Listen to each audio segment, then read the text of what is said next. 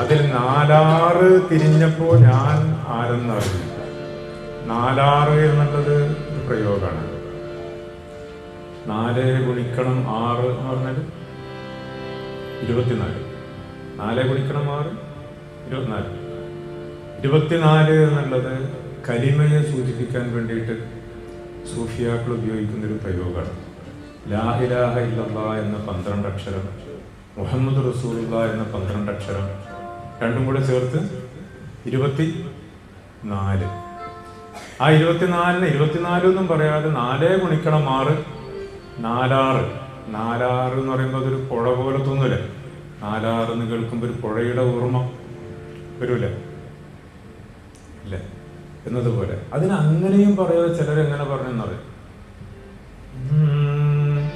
മമ്പാട് മുതൽ മണ്ണാർക്കാട് വരെ നിത്യം പത്തിരിയും ചാറ.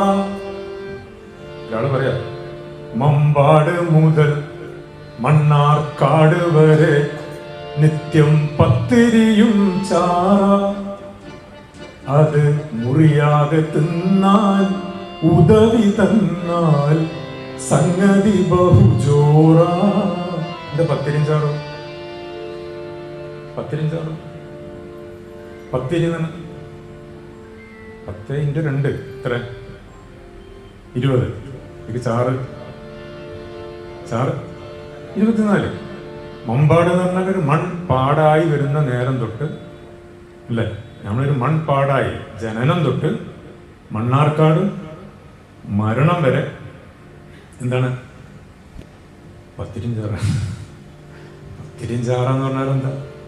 ഈ കലിമയിലൂടെ തിരിച്ചറിയാൻ പറ്റിയ അടയാളങ്ങളാണ്, കാഴ്ചകളാണ്.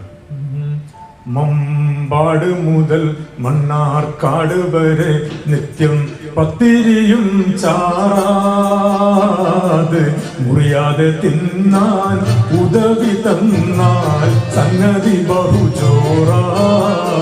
മമ്പാട് മുതൽ മണ്ണാർക്കാട് വരെ നിത്യം പത്തിരിയും ചാറാത് മുറിയാതെ തിന്നാൽ ഉദവി തന്നാൽ